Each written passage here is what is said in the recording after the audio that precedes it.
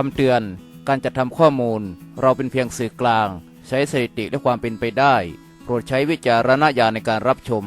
ใช้เพื่อเป็นแนวทางในการเสี่ยงโชคสนับสนุนให้ซื้อสลากกินแบ่งรัฐบาลเท่านั้น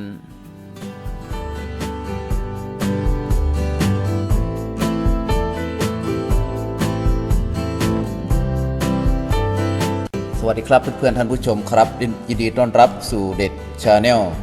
เดี๋ยวเวลาอีกไม่กี่ชั่วโมงแล้วนะครับการประกาศผลรางวัลสลากกินแบ่งรัฐบาลงวดที่1กันยายน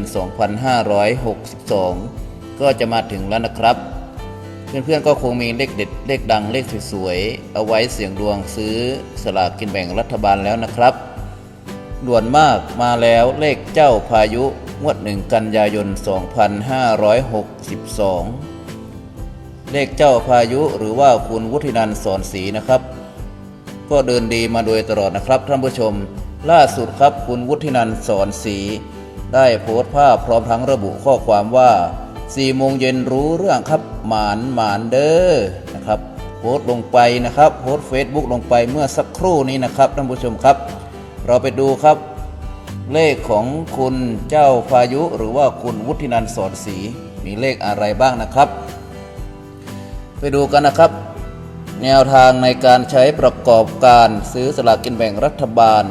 ประจำวันที่1/9/2562เลขท้าย3ตัวรางวัลที่1เด่น2เลขท้าย2ตัวเด่น9นะครับแล้วลงชื่อว่าคุณไก่วุฒินันท์สอนศรีนะครับเราไปดูแล้วครับ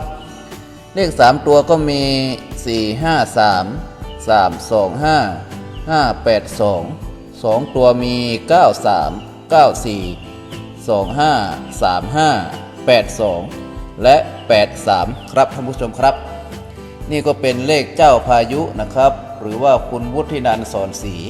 ที่ให้มาเป็นประจำทุกงวดนะครับงวดนี้มาช้านิดหนึ่งครับท่านผู้ชมครับก็เป็นเลขที่เดินดีมาโดยตลอดนะครับท่านผู้ชมที่ติดตามก็จะรู้ผลงานนะครับของคุณวุฒินันท์สอนศรีเป็นอย่างดีนะครับก็เป็นแนวทางนะครับท่านผู้ชมแอดก็เป็นสื่อกลางที่นำข้อมูลดีๆมาฝากท่านผู้ชม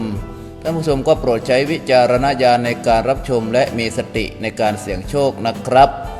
ท้ายนี้แอดขอให้ท่านผู้ชมทุกท่านอยู่ดีมีชัยตลอดปีตลอดไปรับโชคใหญ่ในบ่าย4 โมงวันนี้ครับพร้อมหน้าพร้อมตากันทุกคนเลยนะครับอย่าลืมกดติดตามกดไลค์กดแชร์ฝากข้อมูลถึงเพื่อนๆนะครับและอย่าลืมกดกระดิ่งเพื่อจะไม่พลาดคลิปดีๆต่อไปขอบคุณครับท้ายนี้ก็ขอขอบคุณข้อมูลจากสยามนิวมากๆครับ